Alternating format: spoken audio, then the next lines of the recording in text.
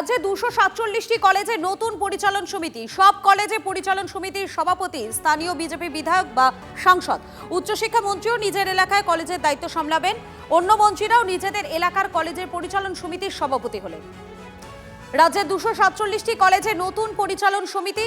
সব কলেজে পরিচালন সমিতির সভাপতি স্থানীয় বিজেপি বিধায়ক বা সাংসদ। উচ্চশিক্ষা মন্ত্রীও নিজের এলাকায় কলেজের দায়িত্ব সামলাবেন। অন্য মন্ত্রীরাও নিজের এলাকায় কলেজের পরিচালন সমিতির সভাপতি হলেন। আমাদের প্রতিনিধি সুমন মহাপাত্র রয়েছেন আমাদের সঙ্গে। সুমন, একেবারেই রাজ্যের 247টা কলেজের পরিচালন সমিতি নতুন করে তৈরি করার কথা হয়েছে এবং সেখানে সভাপতি পাঠানো হয়েছে। সেই সভাপতি হয়েছেন মূলত যারা বিজেপির বিধায়ক, বিজেপির সাংসদ তারাই।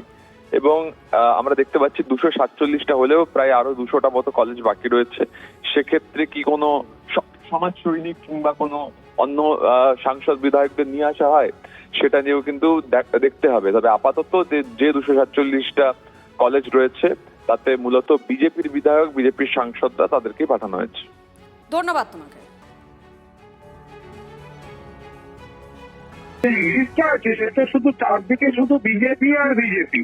তো সুতরাং সমস্ত সরকারি বা সরকার পোষিত কলেজগুলির পরিচালন সমিতির মাথায় তো সব থেকে বিজেপির লোকেদের বসিয়েছে। মানে একটি এলাকার বিধায়ককে টেনে নিয়ে গিয়ে আর একটা এলাকায় বসিয়ে দেওয়া হয়েছে। তো এইটাকে যদি শিক্ষায় রাজনীতিকরণ না হয় তাহলে কোনটা শিক্ষায় রাজনীতিকরণ?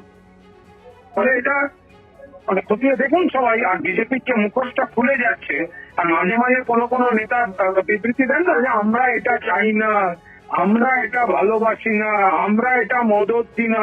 তো ওইসব কথাবার্তা একদিকে হতে থাকে আর ওদের এই গোটা দখলদারি, হামলাবাজি, গুন্ডাগার্দি যা যা তোলাবাজি পর্যন্ত সবই চলছে। বহু জায়গায় রাজনীতির নেতারা আর প্রতিনিধিরা দায়িত্বে থাকেন, তারা নির্বাচিত প্রতিনিধি। সব জায়গায় রাজনীতি হয় এরকম তো নয়। বিভিন্ন কমিটি, তার চেয়ার হন এমএলএরা বা কোনো নেতা। সব জায়গায় রাজনীতি বা সারা দেশের রাজনীতি হয় না, কেবল পশ্চিমবাংলায় হয়। সেটা যদি না হয় সেটা আমাদের লোকেরাই দেখবে।